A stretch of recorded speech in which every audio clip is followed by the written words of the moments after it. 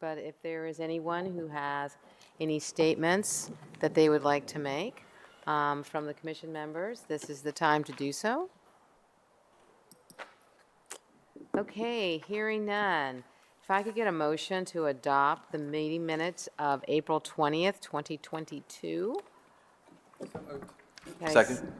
All in favor? Aye. Aye. Opposed? Okay, the meeting minutes pass. Old business. We're going to have a discussion about the acting mayor proposal. And we are also going to have a discussion regarding open meetings today.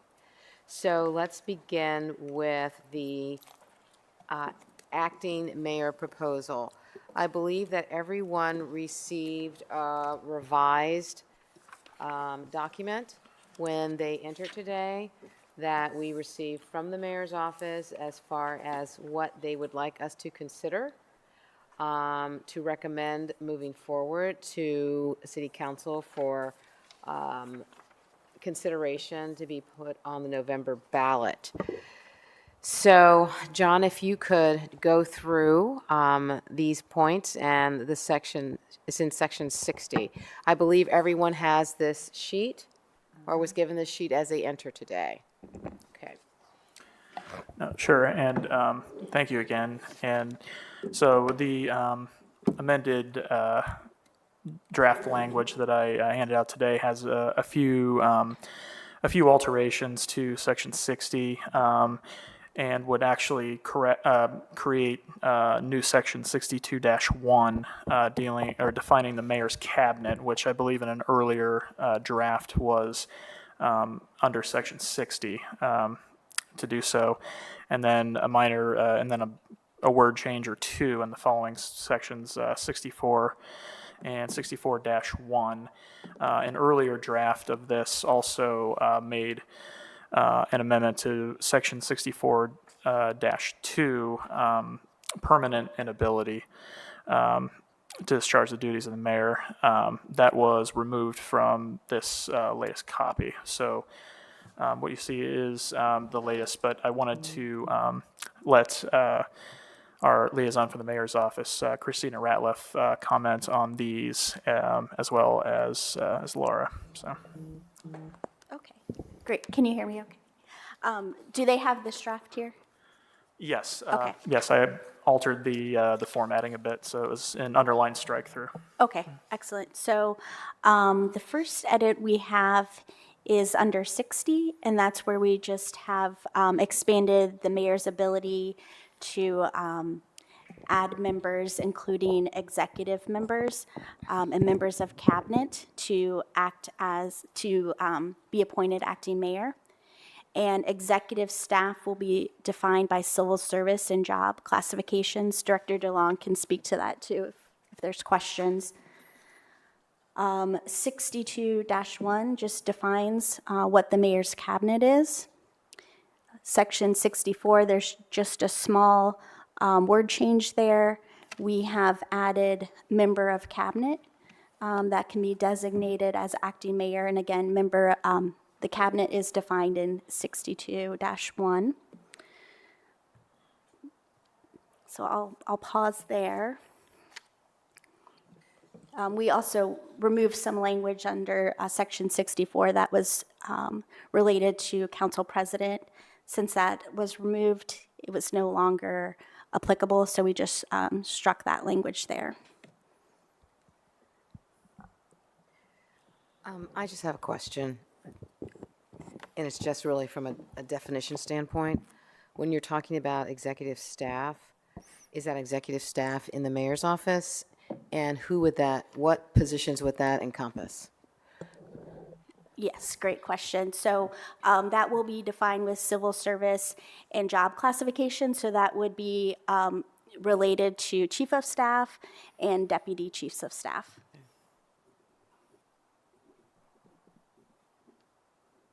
Thank you. Does the mayor not have that power right now to remove a deputy chief of staff? Currently, he does not. Interesting. Thanks. Thank you, Christina. You can continue. Let's see. Section 64-1, we just expanded the numbers of individuals that may receive a signed written declaration for reasons of temporary inability. And then I believe John referenced permanent inability, and there really were no changes we had there, so that's why I just removed that for consideration.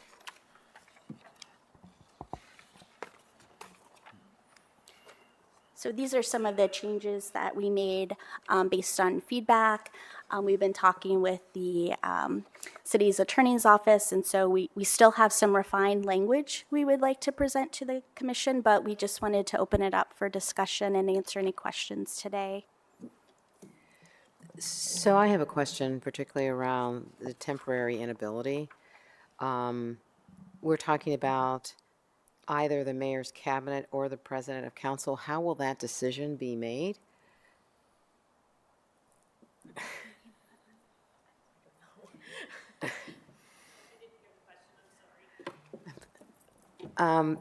Director DeLong, I asked that with the language that we're seeing, with temporary inability, it will either be a designated mayor, member of the mayor's cabinet, or the president of city council.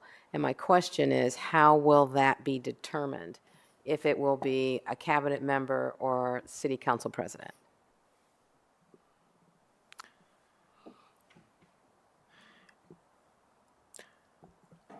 Sure. And Director DeLong, is that what we talked about today, that would there perhaps be a form that would designate who that member or who that individual would be? I'm having the worst time here, so I'm going to move Okay. up, and then maybe you can hear me better as well. Okay. Is there a time? And just to clarify, Chair, you're referring to who would receive that? Yes, designation. Okay, so the section that you were asking about is one or the other, and who will that be? I'm just asking, how will that be determined who that will be? Well, the thought process behind that was the agent has to submit, if you look at the bottom, a declaration shall be filed with the city clerk. I thought at the bottom, when the agent is filed with the city clerk, they can also define at that point who their person may be. Because Okay. depending on the mayor, they may have more confidence coming in early to the city council, because a lot of our mayors have come from Right. the city council, or they may be later on in their mayor term, feel more confident in having one of their cabinet members designated, and I thought that gave a little more flexibility. And it Okay. would be defined in the clerk's office, so they would know, and everybody would know who Okay. that is. Okay, thank you, Director DeLong.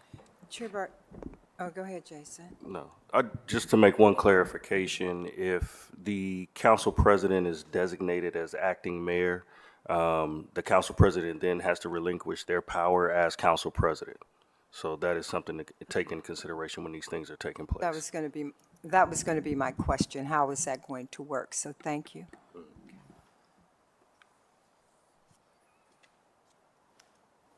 Thank you.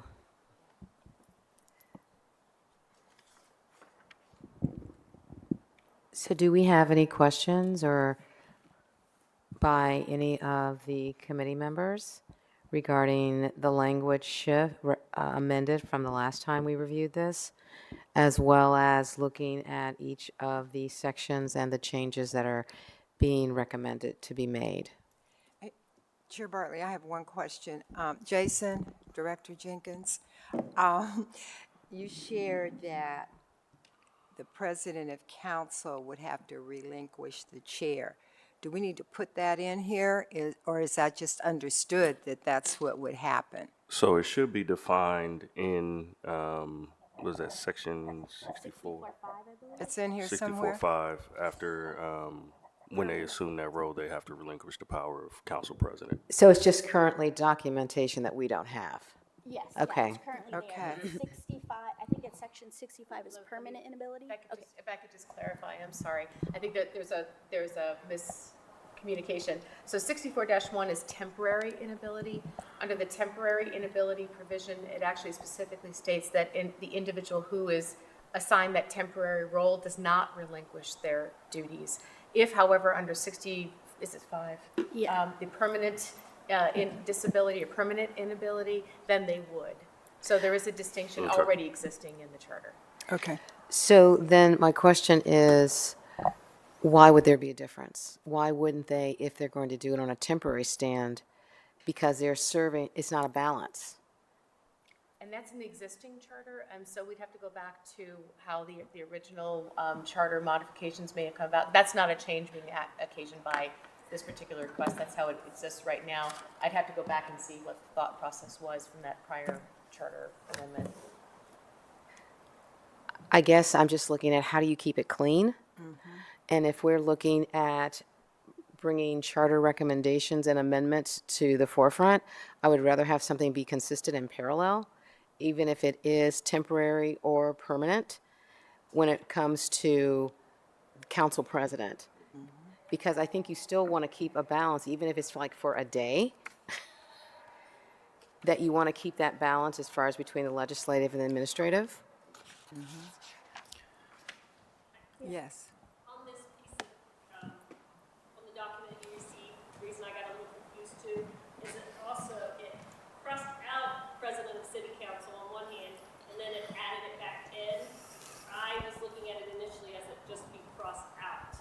So I think that would maybe solve that issue Okay. for the temporary inability, and just have it as, and Laura, maybe you can add into that, as just one of the designated members of cabinet, which then would be filed with the clerk, so that there's no conflict in the end among the many cabinet members, if it comes to that designee, and somebody not being happy with who's placed in that role. Okay. So the other, to clarify, Amy, Director DeLong's statement, what she was saying was another option that the committee could consider is removing council president as an option in the temporary and just having members of cabinet and executive staff. That way you don't run into the relinquishing of power just for a temporary period. So that's another option to take into consideration as well. And that's what is currently presented.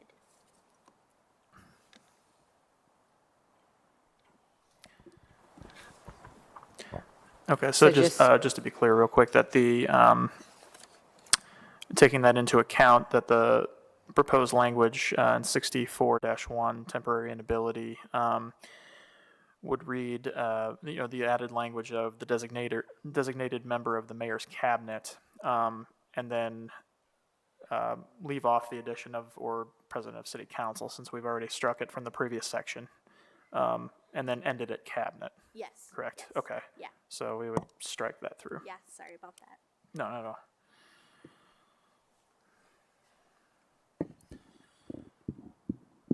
That, I mean, what are other thoughts from other committee members? Madam Chair, I do have a question. When it comes to temporary inability to execute because that the mayor may be out of town, so on and so forth, when it comes to the signature needing by that designee, do any of those documents that they would theoretically have to sign have to be approved by city council at any point? And if so, if the person is appointed, happens to be the president of the city council, would they then have to recuse themselves from voting on whatever you get what I'm saying? 100% correct. So you do run into that issue if you have council president as temporary mayor or permanent mayor and still holding the same power as council president. So whatever council legislates needs to be signed. So in theory, council president could legislate to move forward on something on a Monday, temporary mayor on a Tuesday, and sign those documents on Tuesday, which you have the conflict of interest there, which is why one option is the council president temporarily relinquishes power or not be considered as temporary mayor. Okay. Thank you. Yeah, and sorry, it's not struck. It's in red, but it should have been striked out. Gotcha, The okay. president of city council. Got it. Sorry for the confusion. So yeah, the language would then be consistent between 64 and 64-1. Correct, yeah, a member of the mayor's cabinet. and then leave it there. Okay. Can I ask you a quick clarifying question? I think we may have covered this last time, but under 64.-1, this presumes that, well, let me ask it a different way. If the mayor is in a car accident, does this section not apply, or how does that work if the mayor is not in a position to affirmatively designate which member of cabinet will be temporarily serving as acting mayor? Yes, so the agent would declare, like, if there was an inability, so right now that's his wife. And then I believe, Director DeLong, we would have that on a form. It would already be determined who's designated, is that correct? It says the mayor shall file with the city clerk a notarized statement on the form prescribed by the clerk. I think that information can be on that item on clerk, who he can find, and he can actually say, you know, I want the safety director as my number one choice. If that person's out of the office or cannot presume the duties because of some other reason, then this is my number two choice. If they can't do it, then just define that, like we define in our rules how things happen, so that there's always, they know who that person would be based on that list that he would then sign off on, and they would sign it as well. And that's how we do appointing authorities now with us. So when an appointing authority is designating somebody else, they sign with us that says who can sign on their behalf. Okay. And that's how I would see that operating under the clerk's office as well. Okay. Director DeLong, then, are you suggesting with this addition of a Can't hear. designated member of the mayor's cabinet that we also then add to the end of 64-1 in the place where it talks about one or more persons designated as the mayor's agents, so that we would also add to that as well the designated cabinet members? I think so, yes. Okay. I think that would work and clear up the other section that we had talked about, defining who those cabinet members would be and at what time they would serve. And if there was any conflict about half of the cabinet members wanting to do something and the other half wanting to do something else. No, go ahead. No, please. I'm getting confused. So if we could go from the beginning, how this is going to work, because I'm hearing Director DeLong say one thing, I'm reading something else. I just want to be clear on this. So can someone summarize it or give me And give me points? a definition of who agents are. Yes. Yes, do you want to give a definition? Okay, so mayor's agent, so there's a form that designates who our current mayor's agent is. And so that's somebody that could determine if he's incapacitated. Okay. So that's his wife. So it's like a power of attorney. Yes, yeah, exactly. I looked at the form and everything. Okay. Okay, so the agent designates, as Carrie has, because he has said, he's in a car accident. We are advised by the agent, or the cabinet, or the city is designated, or told by the agent that he's temporarily incapacitated. So therefore, that triggers this process Right. that Director DeLong has described. Okay.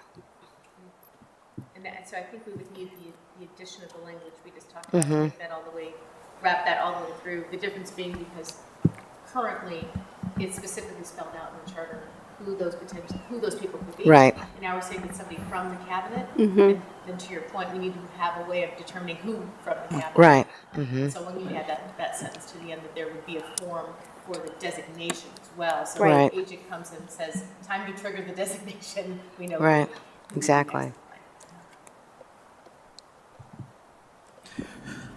next. Madam Chair, one more question, just clarifying, and just out of curiosity, when it comes to the acting mayor, whomever that may be, are there any restrictions on what they can do or execute once they become acting mayor? And is that clarified anywhere? Again, just out of curiosity. I think so. No. If they are designated to be the acting mayor, then they are, They assume all Full- powers full of powers, the. yes. yes. Okay. Well, I shouldn't say, during a period of temporary absence of the mayor, the acting mayor shall exercise such powers and duties as the office of the mayor as the mayor shall delegate. But then when you go to 64-1, which is going to be the temporary inability, so there when you have an individual who is going to be named acting mayor due to that temporary inability, then the powers and the duties of the office of the mayor shall devolve upon the acting mayor. So there's a distinction. In both instances, they're the acting mayor, but if it is that temporary absence in 64, then they have specific duties that the mayor said you can do, whereas if it's under 64-1, temporary inability, then they assume. Okay, thank you.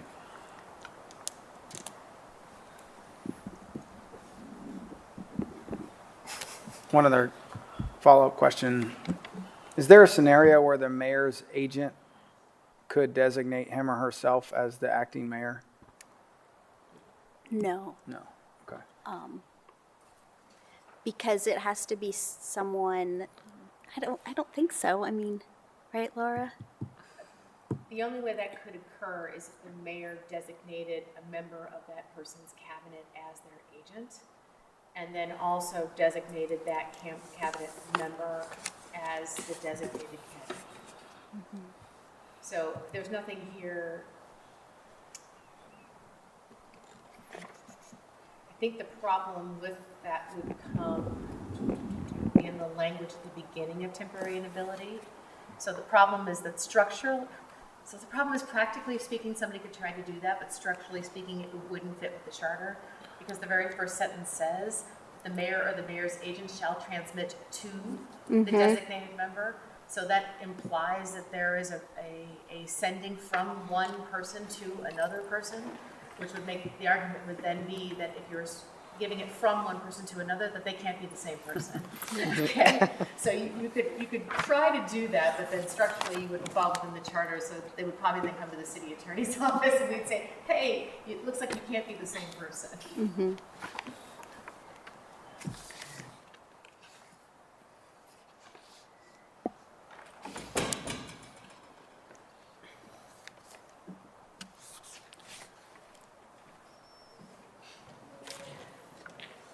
So with this, and this is just for my curiosity, temporary inability, is there a time frame? Yes. Okay, let's see here. It says, until it has been rescinded or 6 months have passed. Okay. Thank you.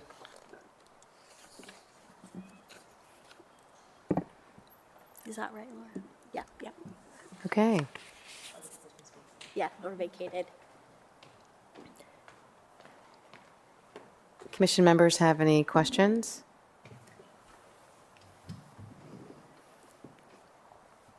So we are going to have, I don't think at this point in time we can put this up for a motion because we do have new language for consideration that we will receive from civil service with regards to additional language within 64.1.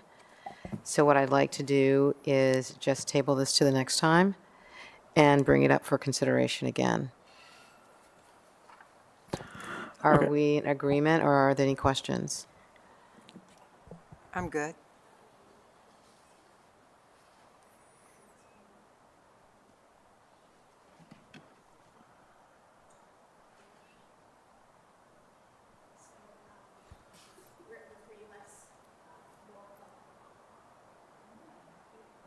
Laura, We are. Director DeLong and I are going to all meet together and go through the language, and so we won't be able to do that before the next meeting.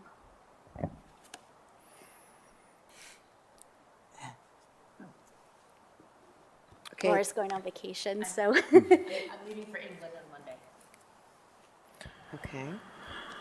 So you won't be able to deliberate over this until you return, or we won't have to be able to bring this back up, Right, so maybe not next meeting, but the following meeting? the meeting afterwards?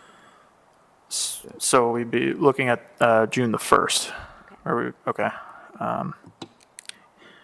For whenever it can be done, or I can have an amended motion with the appropriate language attached and a revised summary, similar to the one that you have today, but it will reflect the changed language. Okay. Are all commission members out? Are you okay with that? I'm fine. Okay. Thank you.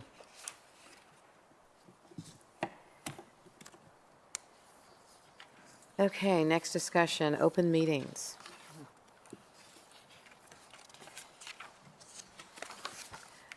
I know that there have been conversations. There was an article in the Dispatch regarding our last meeting regarding open meetings. So what I would like to do is, unfortunately, I wasn't here when we had the open meetings discussion. So what I would like is if John can kind of review what was discussed regarding open meetings so that we can have a conversation amongst the commission members following that overview. Certainly, Chair Barley. Just a brief overview of the conversation with open meetings last time. We were taking a look at a proposal from the city attorney's office, looking at a way in which to create the ability to not be bound by the state law in terms of flexibility with how we execute open meetings, how we're able to vote if you can be in person or not. So the proposal was presented that did a few things to the charter, a few small changes, but would then kind of basically make it incumbent upon city council to act if they wanted to enact rules and regulations around it, which the city attorney's office, Laura, presented last time as far as proposed code that city council could adopt should these changes be placed on the ballot and pass. So the changes, just an overview, replaced references to calling special or emergency meetings as provided by the general laws of the state, and change that to as provided by ordinance of council. And instead of requiring public bodies to hold all of their meetings in accordance with the general laws of the state pertaining to open meetings, the requirement would change to public bodies hold all their meetings in public as provided for by ordinance of council. So council ordinance would then provide the basis for how open meetings are conducted, how votes can be taken, the flexibility to go virtual if you were an area commission.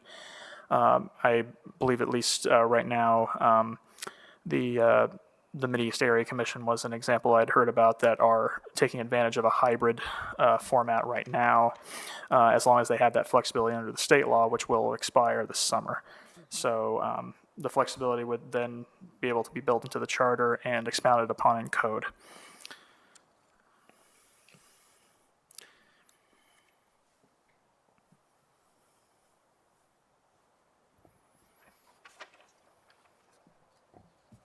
Question, Madam Chair.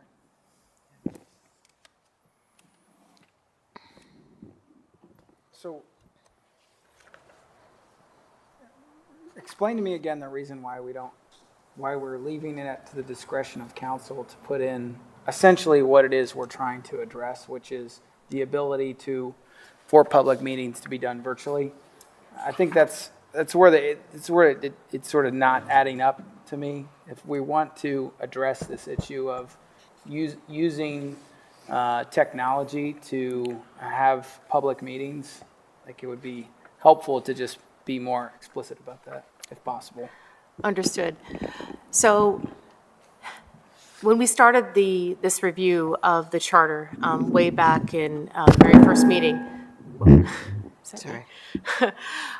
we discussed the purposes of the charter versus the purposes of a city ordinance. And we discussed that the city charter is the equivalent of the state constitution or the U.S. Constitution, and it's designed to be the framework for the operations of government. It's supposed to spell out general process. It's supposed to spell out specific structure in terms of how the different corporate bodies function in relationship to one another.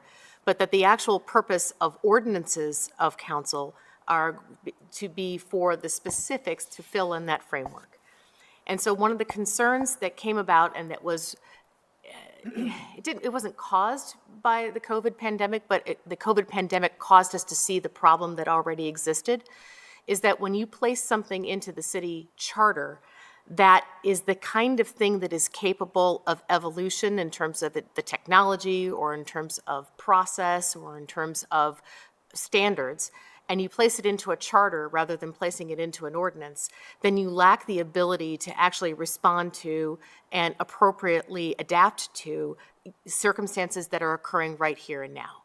So as it stands, in our city charter, it states that we will follow the general laws of the state of Ohio for open meetings. And when that was placed into the city charter, I'm sure that that made a great deal of sense, because it's always been the intention of the legislative body to act in a public forum. However, by doing that, what you have done for the city is placed the ability to then adapt to circumstances that the city might be presented with, and to be able to function as a government, and you've placed them in the hands of the General Assembly. And that came about during COVID. So suddenly we had a situation where we couldn't meet. We couldn't follow the rules of the state.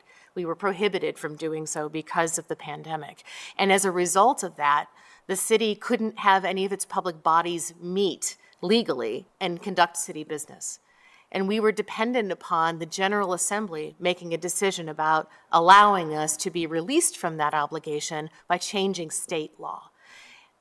As a matter of functioning as a body of local government, it does not make sense to allow that power to be held by an entity that's not within the city of Columbus. So, for instance, what would occur if there was a tragedy that was unique to Columbus where we couldn't meet? For instance, if there was, God forbid, a catastrophic flood or something along those lines, where we would need to be able to adapt.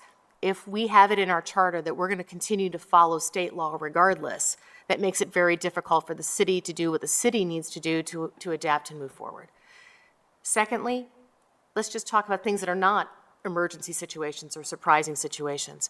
When you place it into your charter, then you're also losing that ability to adapt when you have changing technologies. So let's just say, for instance, that the city came upon with another way to have an even more public meeting, and they wanted to be able to take advantage of involving technologies in order to do so, but the state was slower to act. We would not be able to do that if the state didn't adapt their open meeting laws to allow us to do that. So because we realized, because of COVID, that we had this circumstance and challenge, the recommendation coming from the city attorney's office is that in order to fix that challenge, it would make more sense for that to lay with council's decision rather than being tied in the charter to the General Assembly. That said, the recommendation from the city attorney's office, and this was something that was not at all addressed in the article that was referenced, the specific recommendation that the city attorney's office made when we made this charter amendment recommendation is we also proposed city code. And we proposed that in the event that the electors, in the event that this commission chose to make the recommendation to go with this amendment, and in the event that council then chose to put it on the ballot and the residents voted for it, we would then recommend to city council that there would be an ordinance, the very first line of which would be, generally speaking, the public bodies of the city shall hold all meetings in accordance with the general laws of the state. So the default was going to be that. That was the recommendation. And then we altered it and allowed council to make rules that would allow for virtual meetings. So yes, it's possible. You could place all of those specific provisions in the charter. But here's the downside of potentially doing that. Let's say instead of doing it as we've recommended, you instead say, okay, look, we don't want to go that far, understood. We want to instead make an allowance within the charter for virtual meetings, remote meetings. Now you have to start thinking about the definitional aspects of that. And if you remember when we first started these discussions back at the beginning, we talked about the casinos. And we talked about the fact that there was this statewide constitutional amendment regarding the casinos, and they put the parcel number in wrong. Remember that? And so suddenly we had codified in our Constitution just a Scrivener's error, and you had to go back to the ballot in order to fix it. Well, now let's think about something that's not a mistake. Let's think about something that is instead evolving technology. So let's say that we want to place this idea or concept for virtual meetings into our charter, and we're going to use what is our current modern-day understanding of how to accomplish that in order to define what a virtual meeting is. What is a remote meeting? What is a virtual meeting? We're going to be thinking about it in the terms that we're familiar with right now, with current technology, except we're then going to codify it in a charter provision. So now, as technology evolves, and a different way of conducting that hearing that might be more beneficial, more efficient, more available to the city, we are not going to be able to simply pivot in order to take advantage of that. We're first going to have to go back to the ballot again and amend our charter in order to do that. So that was the reason why we recommended doing it the way that we recommended doing it. As I said during the last meeting, and unfortunately this comment was not included in the article, this did not come at the request of council at all. This came because my general counsel section, not my section, City Attorney Klein's general counsel section that I head up, heard from many of the area boards, commissions, throughout the city about how beneficial it was to be able to have access to this technology. How it was, we had more individuals who were able to come down and make their case on a variety of different public hearings. We had more people that were able to see public hearings that impacted them because they could screen them or, stream them. I just And have a that's why. question. Yes. So you've discussed technology of what is occurring now, but can there be language in there that discusses technology as it evolves? So therefore, you're not being as specific and saying it's this, this, this, and this, because, I mean, all of this is hopefully going to be, I know the charter's not a living document, but why can't there be language in there that really kind of captures with future and not necessarily here and now? Because my thought when we first started this amendment to our recommended charter changes was about looking at Columbus in the future. And so can we look at language, particularly with this, around virtual, and whatever that, what it means now may not necessarily mean what it's going to mean in 20 years. But if you can capture it and therefore not have to go back into the charter and change it because it's so specifically defined, and define it that it is a little broader, but specific as far as discussing what that virtual is for that point in time. If that's the commission's desire for me to go back and try and do that, I'd be happy to try and bring forward a proposal that would do that. My concern is, as I stressed at the beginning, it is going to be an attempt very specifically to try and predict what will happen, and it's more appropriate for an ordinance than it is for a charter. And it's also not dissimilar from what they do at the state. There is no constitutional provision in this state for open meetings. It all comes from an act of the General Assembly. I mean, that is a normal function of governance. So, I mean, I'm willing to go and give that a stab, but that is my caution. I'd like discussion from the other commission members to get what their thoughts are as well. I just have a quick, go ahead. No, go ahead. I was just going to say, just a quick follow-up on your point. So if I understand you correctly, the challenge with, setting the sort of structural issues related to charter versus ordinance aside for one moment, part of the problem with making an explicit reference in the charter to virtual meetings is that then you have to define what a virtual meeting is. Correct. And then the secondary problem with that is that could change. Correct. Right? But I would be curious to know if that definition, as we understand it now, is really that voluminous and complicated. And second of all, we have regular charter review processes. So, it's not impossible that that couldn't evolve as the challenge evolves over time. I mean, I understand that it's a lot more cumbersome to change the charter than to change something via ordinance.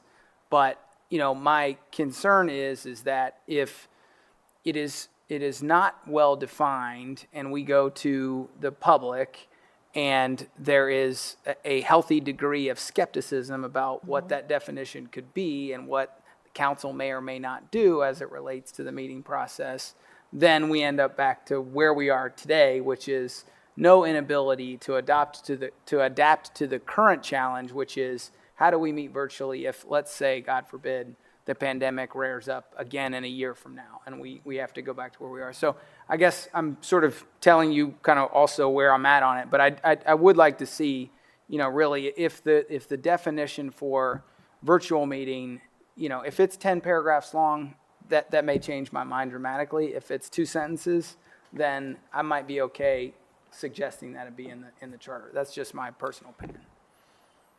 Understood. So the question would be, so am I hearing from the commission then, we want to keep the charter saying we're going to follow the general rules of the state of Ohio, but for an allowance for that? Is that what I'm hearing? Because I can take the language then and try to craft it that way. I just want to make sure that I have an understanding of what the commission would want to see in that regard. I think Chair Bartley said it very well, that we're going to have to be current because what's happening now may not be as we move forward. So I think we probably need to look and see, I know we can't foretell the future, but we need to give some thought to that and how that's going to happen. Right. Okay. But is the commission concerned at all about, is in-person meetings the only desired change or the only desired provision that you would like to have addressed in the charter? In other words, should it still say we're going to follow general state law, understanding that if the General Assembly changes state law, that means city law will then follow, right? And except for this, is that what I'm hearing? So my thoughts when we were first discussing this was really about how do we easily pivot when it's necessary, when there are issues or the pandemic, to do city business. And if you're not going to meet in person, at this point in time, the only avenue is virtual.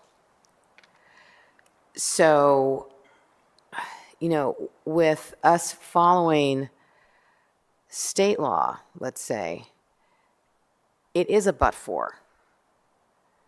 Because it's but for this is the condition that we're in Columbus, Ohio, and this is what we need to do in order to conduct business. Okay, so And I'm not an attorney. No, I understand. I'm trying to. So right now, the General Assembly has an emergency provision, so Right. we're able to meet Till remotely. June. But now let's say it's July. So the question is the commission saying, look, in the event that we have something like that where we can't meet, we'd like to have an ability? Right. Or is the commission saying, and this is what I'm trying to ferret out, hey, having experienced this, we think virtual meetings are a good thing, and we'd like to be able to continue doing them even if there isn't a pandemic?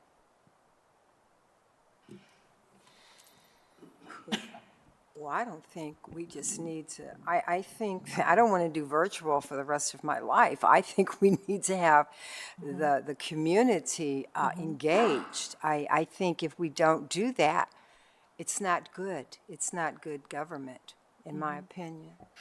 Okay. Yep. I think the conditions present themselves with us going virtual. My concern as Commissioner Nana has said is, I want to be transparent and have the community have the opportunity to be a part. Virtual at times does not allow that. And so if we go totally virtual, there is a segment of the population that will be left out. So I believed and thought that this was a conditional, dependent upon what is occurring, and not just a blanket that we can just have virtual meetings. Because I am very concerned about the public process. Okay. If I could say too, I think too that we're talking about largely what the commission is tasked with too is we know we've been receiving comments, city attorney's office has too, so have we, just about, and the mayor's office for sure, about area commissions and their flexibility and their availability to meet when they, in the case of the pandemic that we're talking about exclusively right now. But basically and what is up to you all is kind of in your recommendations of the form that you want that to take. The proposition here is to allow the flexibility through, allow them to be nimble through ordinance. Ordinances can be enacted more quickly. They can be done in response to a few different scenarios. In the code, provisions could be placed in to basically say what triggers the ability for us to do a virtual meeting. That can be decided by ordinance. For instance, after this, if this turned into a ballot issue and passed, council would have the flexibility to do that. And also, if another circumstance that we did not anticipate arises, could, in either through a code change that we have that council would hold a hearing on. Depending on the situation, and then pass a code change that would update the code, and therefore we can do virtual meetings in response to this unanticipated event or circumstance. So I feel that was my impression of what is presented here. Just a few other examples from like larger cities. I talked about this a little bit last time. Cleveland and I believe Akron as well already had the ability to do what we're suggesting through referencing ordinance of council for specific rules for public meetings or for open meetings. Dayton, Ohio, attempted to carve out exemptions in their charter itself, specifically citing that the city commission, their version of council, can hold and attend meetings and may conduct and attend hearings by means of teleconference, video conference, and other similar electronic technology.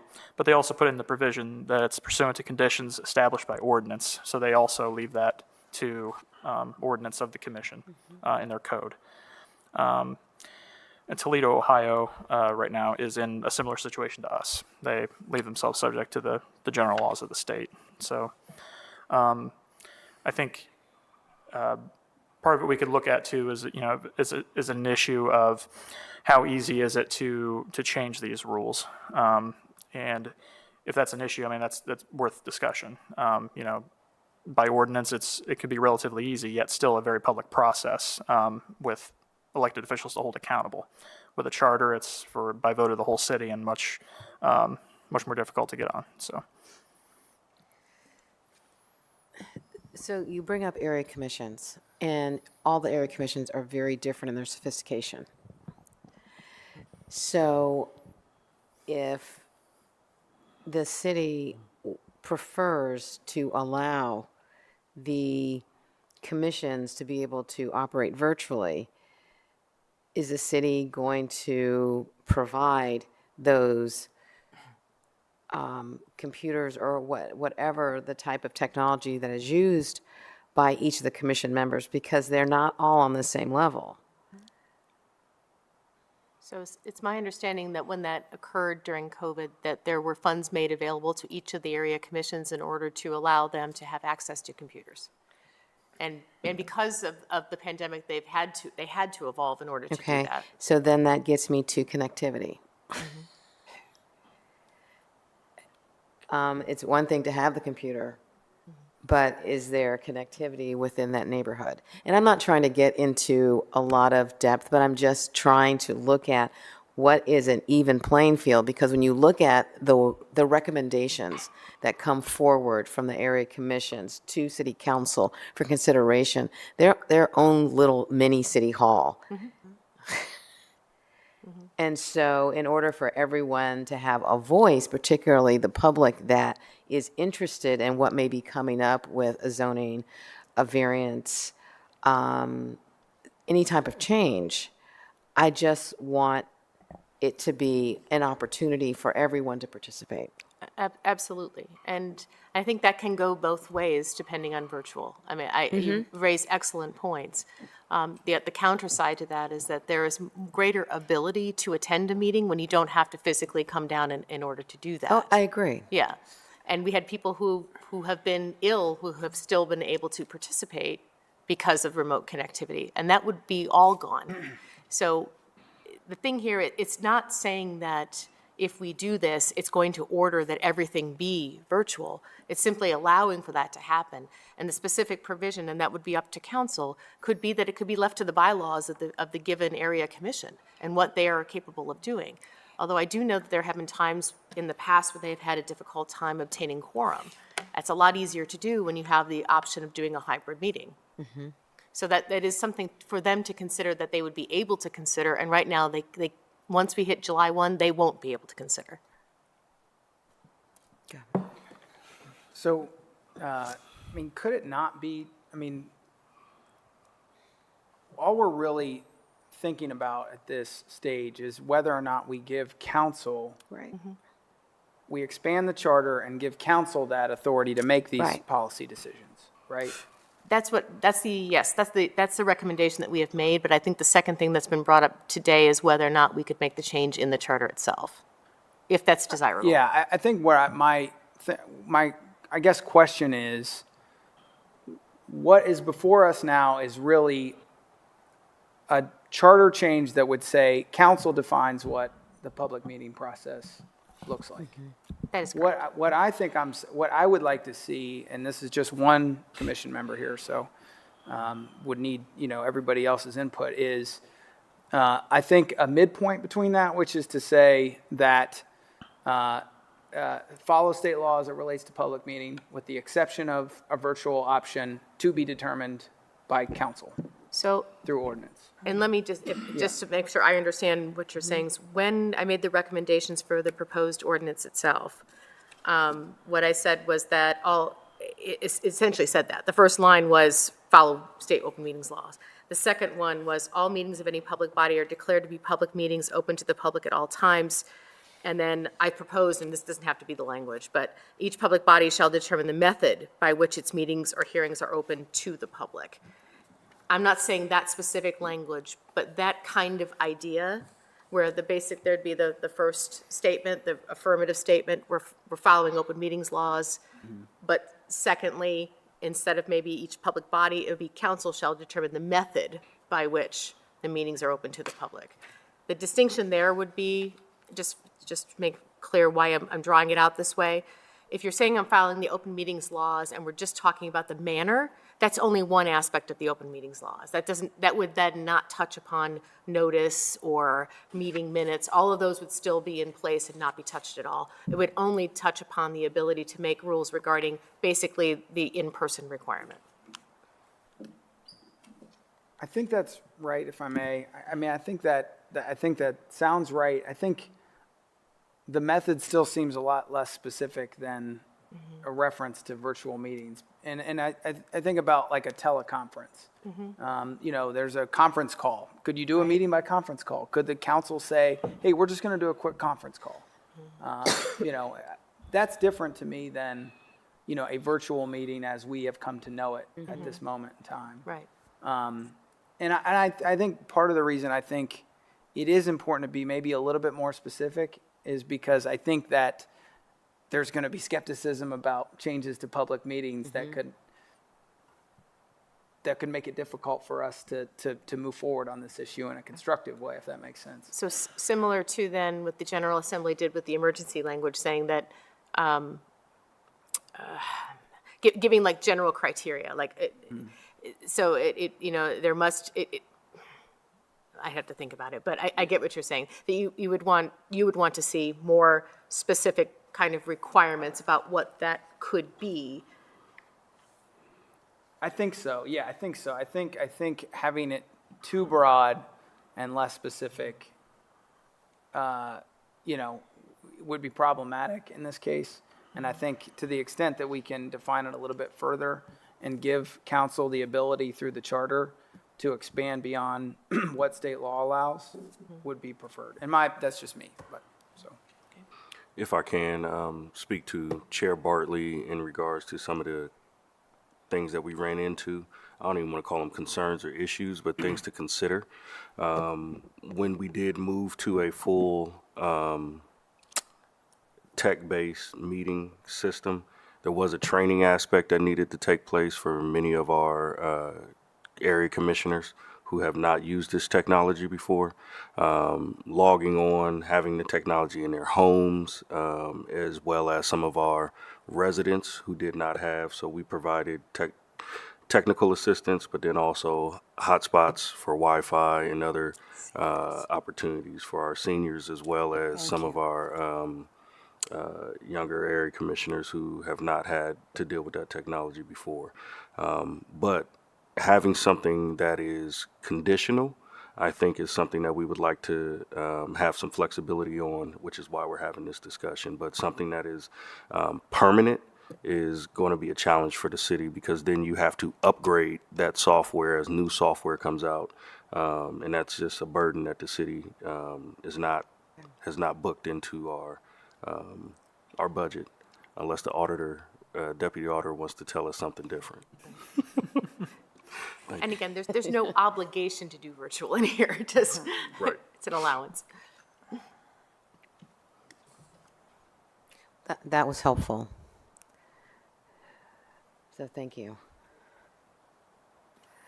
It appears, though, that we still need some language change. For consideration of moving forward with this particular recommendation. If, I know you're going on vacation, but it appears as if, from what you've said, that it's best to consider the ordinance and allowing the ability of council to be able to make that change, rather than it being our charter change. But I want to have other voices to see what they think about that charter versus the ordinance. The charter change that will allow city council to put the ordinance forward. So any more discussion?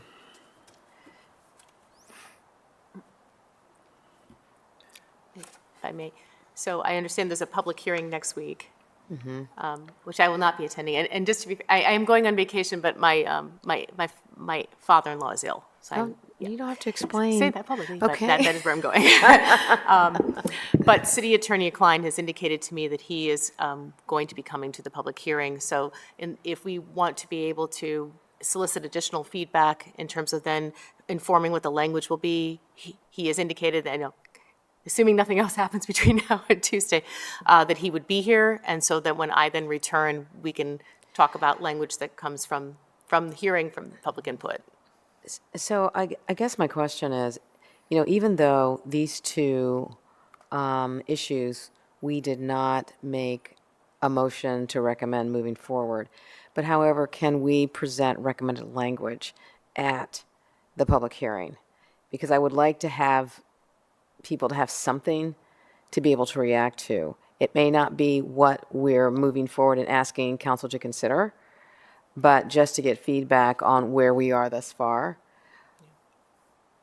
will help with will help with the conversation or the input that we receive from the public next week.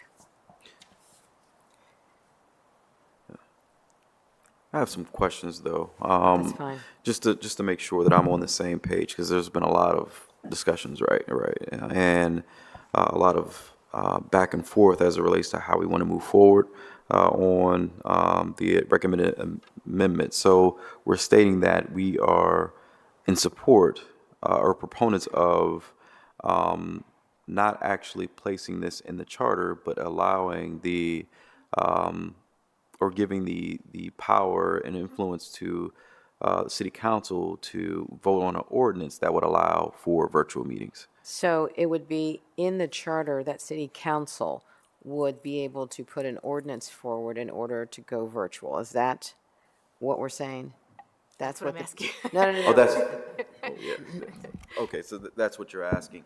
Right. Clarity on how we should move forward.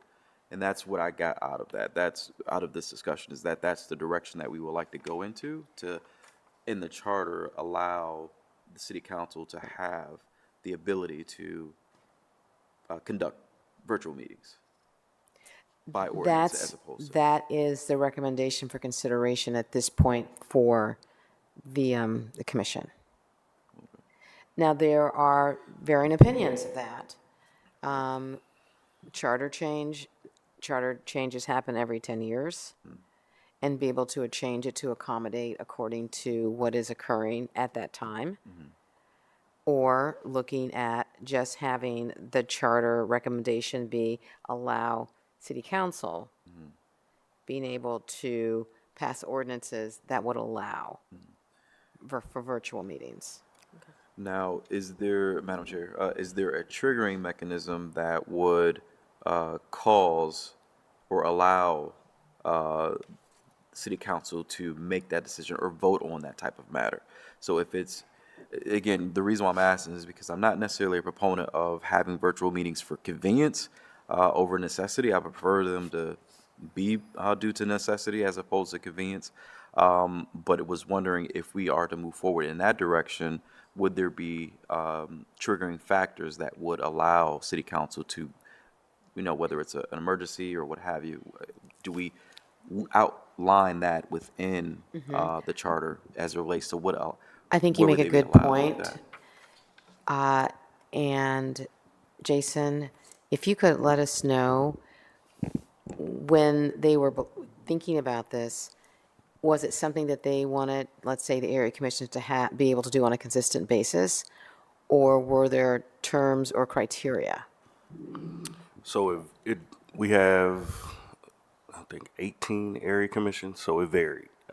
Some with different skill sets and accommodations that worked. So it varied across the board. There were area commissions that did not want to do the virtual, and it worked well for them, but because of the pandemic, they weren't able to meet and just decided not to go into any vote of any type. And then there were some that did a hybrid model, and I think there are some currently that are still doing the hybrid model and allowing individuals to sign on online, but then also show up in person. But that, like John said, will end in the summer when that changes at the state level. But so you had varying interest. For us, it was a heavy burden on the Department of Neighborhoods to cover some of the cost and training because we were not equipped to move into that space. So if this were something to move forward, giving council the opportunity to be able to pass legislation, would there be criteria that the commissions would have to meet in order to do that virtual meeting? That's the question. Yeah, that's. because I mean, it seems just really, it's inconsistency right now. And I'm not saying that that's unusual, but at times it does not allow everyone to participate in the process. So that's why I'm asking, and this is not even for our consideration, but if we were to move forward and recommend from our charter recommendation for council to be able to allow this, my concern is, what is the criteria that is used to give commissions or other quasi-governmental entities the opportunity to utilize virtual? Because it, worst case scenario, it can be used to keep people out. And that's something to consider as well. So it's not as easy a decision to make as it appears to be, because of some unintended consequences.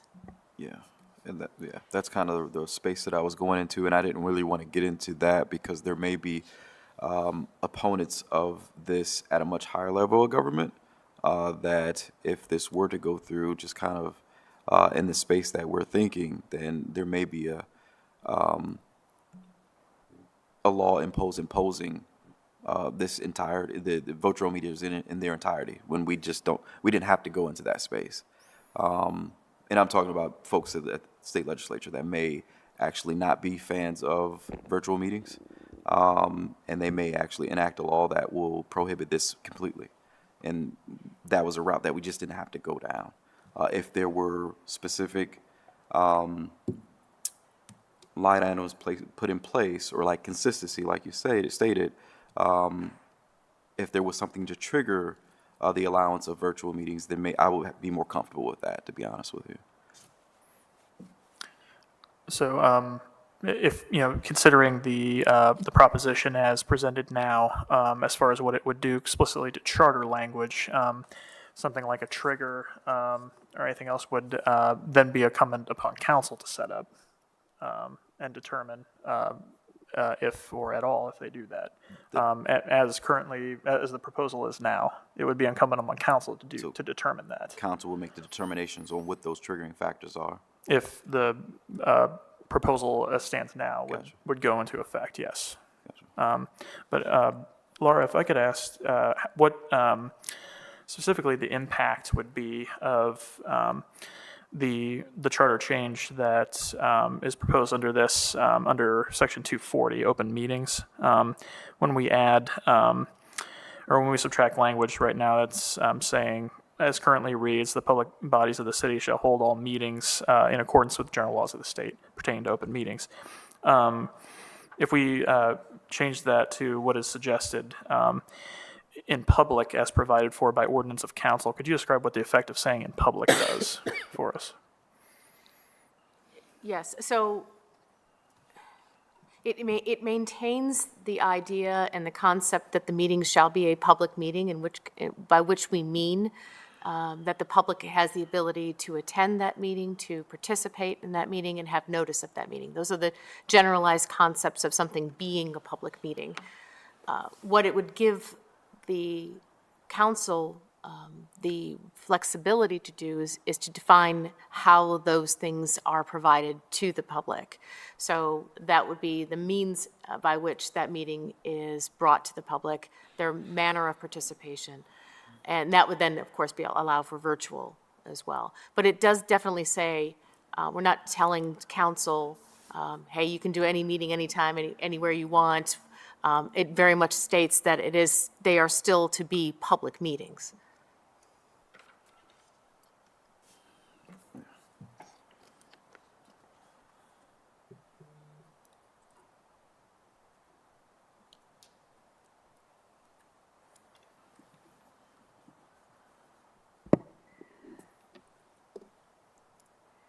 And so I don't believe that we thought that it was going to be anything other than that. Mm-hmm. I believe the issue right now is access. Understood, and that's actually the question I was going to ask. So when we're talking about triggers for virtual meetings, to the extent that the commission might want to see some language in the charter discussing that, when you're thinking about, what are you thinking about in your mind when you're saying that trigger? I mean, obviously, another pandemic, I got that. Mm-hmm. But some of the issues that we have seen throughout the pandemic are issues of access. For instance, what if you have an individual who has mobility issues and has asked to attend the meeting virtually as a hybrid meeting because of their mobility issues? What if you have an individual who's ill, not necessarily with COVID, but with something else?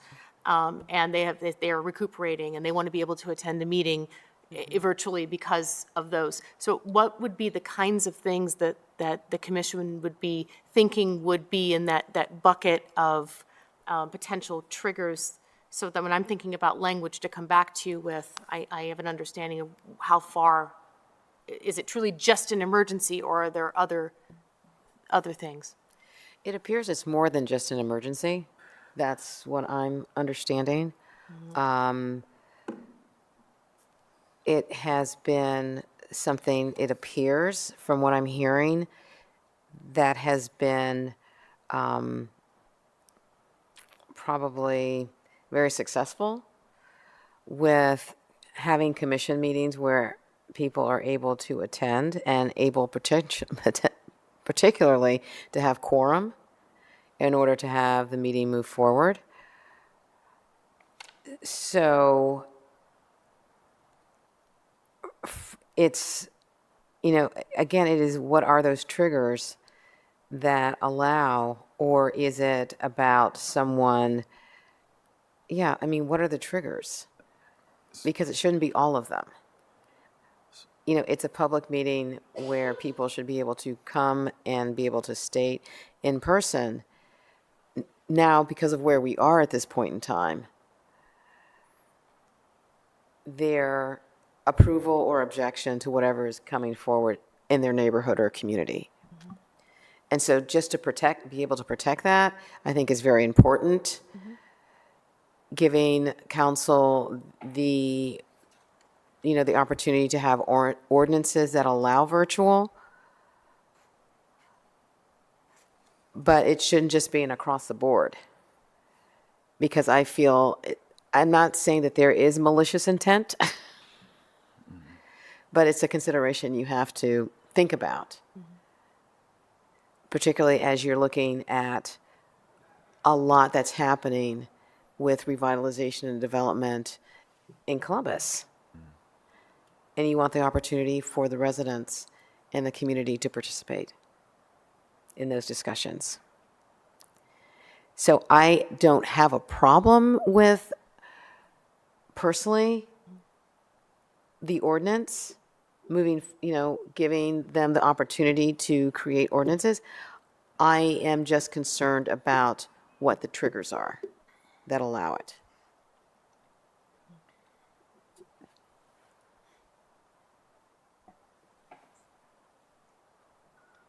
So do you think you have enough? I think I get it generally. If I could hear a little bit more, for instance, accessibility for an individual who has a mobility issue, is that something that you are thinking about as those are the kinds of things I'm thinking about. Individuals who have maybe English as a second language, and we can provide interpreter services via virtual versus in person. What are the things? And I guess by asking the question, the problem is, of course, we're trying to ask it within, again, the charter versus an ordinance that could kind of think about all of these things. But I want to make sure that I bring back to the commission for your consideration something that reflects what you've said here. And so I just want to make sure I'm on the right wavelength. I think that I think one of the biggest issues, and just as with this committee, is about quorum. Yeah, Being able to conduct business. I think Right. that's huge. right, absolutely. And I understand virtual cuts a sword both ways. On the one hand, it can afford opportunities for individuals who have difficulty physically navigating and getting to a space. On the other hand, it can be limiting to individuals who have difficulty with access and connectability Right. and connection. I completely get Right. that. But I think we have to think about both kinds of people. Right. And I just wonder, and I ask the question, if the balancing of those things isn't something that council should be able to do. Chair Bartley, I want us to be concerned about the citizen, the community. Right. And you referenced the commissions. You need to be very concerned about that, as Chair Bartley said. You have developers going before the commission. Now, what am I going to do? Look at it virtually? I can't see it. So we really need to be concerned about how this is going to come across to the community. particularly those grassroots organizations that may not have access to a computer, no hotspot, no way to connect. So I really want us to be very careful about that. Understood.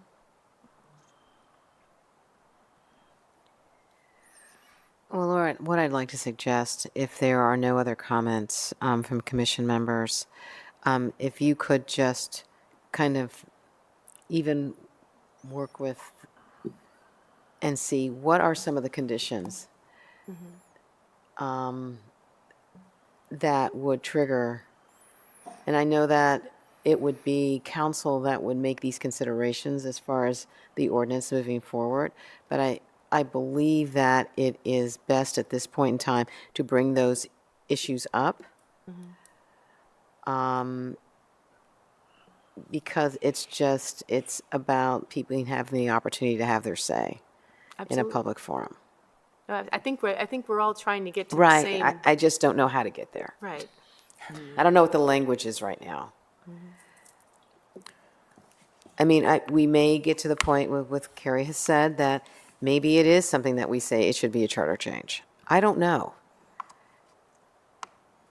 But I need to have some options in order to know what feels like it works better, not only for elected officials, but particularly for residents who are participating in the process. And I think the public hearing next week, which unfortunately I won't be here for, but I will be able to see because it'll stream. See? Okay. I just want to point out I could log into that from England. And we will call on you. Oh, we see she's here. Yeah, I think it'll be what, 8, 9 o'clock at night? No. But really, I will be able to watch it when I get back.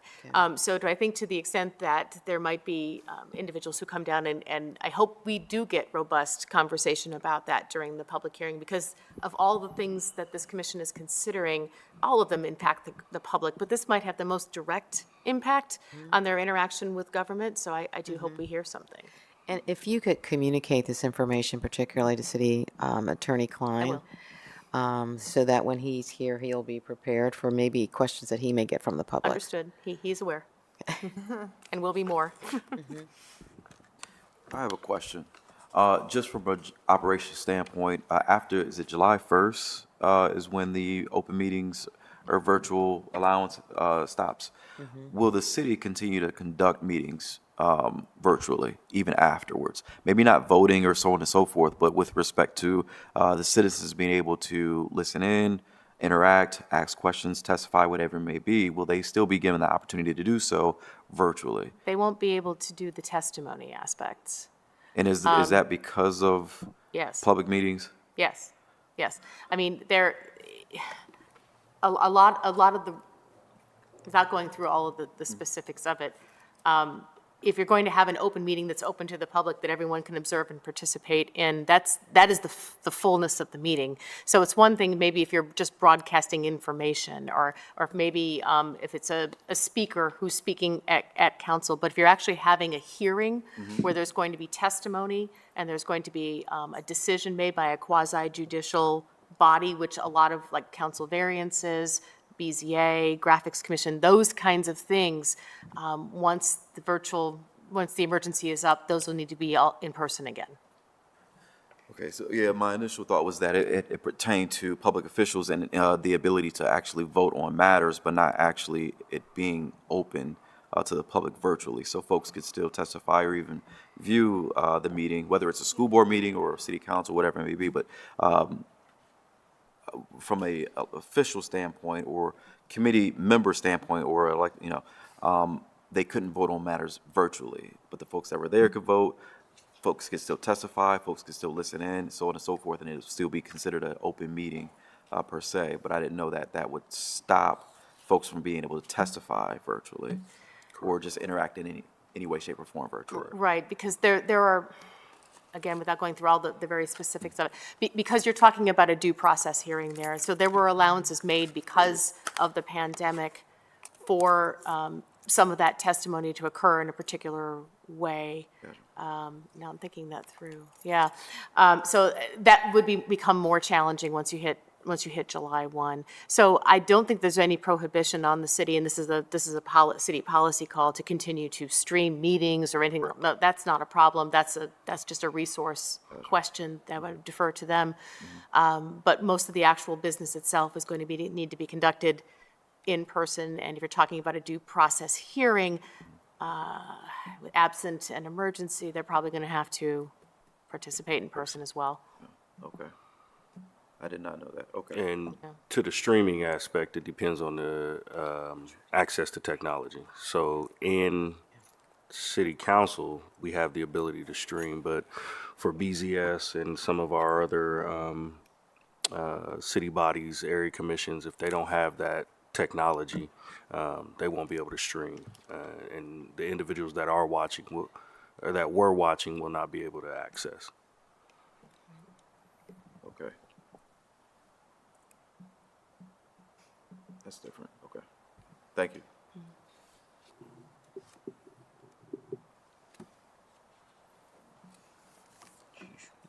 Any other conversation? Laura? I will be pondering, Okay. pondering language. Okay, well, since we will not see you, you have a great vacation. Thank you. And I hope your father-in-law is well. We don't have any new business, but we do have an administrative item. We do have a public hearing next week. John? Yes, and those items would just be the kind of the upcoming schedule I would talk about a little bit, and the format. So thank you, everybody, again, for your scheduling flexibility for the public hearing. That'll be next Tuesday, May 10th, 5 p.m. In here and in council chambers. The format to be pretty light and straightforward. It would be introduction just from Chair Bartley, commissioners, if anybody wishes to provide any comments. We can provide a PowerPoint that will go through kind of point by point what the commission has discussed and the proposals before it so far. And then the idea would be just to leave it to public comment, make sure we had enough time so that everybody that came was able to say their piece. So I will be collecting speaker slips as is practice in not only commission public meetings, but also for council up until the time period that the hearing begins. Also providing the notice to the public that they are able to submit written testimony if they're not able to come, and as well as the possibility to participate virtually should they so choose. And then leave it open for public comment at that point that we can collect and take into consideration for the proposals before us. And then following that, or the following week would be our next regular commission meeting in here, May the 18th at 3 p.m. And what issue will we be covering? That will be, I think, probably be, if we're bringing up some old business from this, we can do that as well. But otherwise, the new business will be exclusively civil service suggested amendments. So I don't think we'll be able to cover the old business of what we just discussed due to the fact that Laura will not have had the opportunity to make those changes or within the recommendations and due to the discussion that we had today. So I think next meeting after the public meeting will really just be civil service. Okay. Yes. Just a quick question. So the presentation that you're going to provide next week, is that going to go through all the things we've discussed, starting from the recommendations from the auditor to the ballot measure to like how, I mean, is that going to be like an hour-long presentation or? Not reviewing all the minutes and that, but it would be a review of the proposals, especially those that we've made motions to consider for addition into the final report. And along with, mention, as Chair Bartley had said, that we want to have a presentation of, of the proposal that is before us, especially with open meetings, to put that out there to say this is what is being considered right now, and take comment on that. This is it. This is how it would work. So why don't we look at streamlining, particularly the presentation component, and look at what the charter said, what was recommended, why, and what was agreed upon, and if it moved forward. Because I believe that individuals will come if they have specific issues that they want to discuss. Those that we may have already made recommendations, those that we are still considering, and those that are still coming forward. But I don't want to make this, a huge PowerPoint. I just would like to see a chart, and maybe a chart per issue that says, this is the charter, here's why the change is being asked to be considered. Here is the language that's being recommended. Here's why, and here's what, the public good of this particular recommendation is. Because I think that will help with not having a lot of talk. And it'll be very succinct. Absolutely. Does that get to your? Yeah.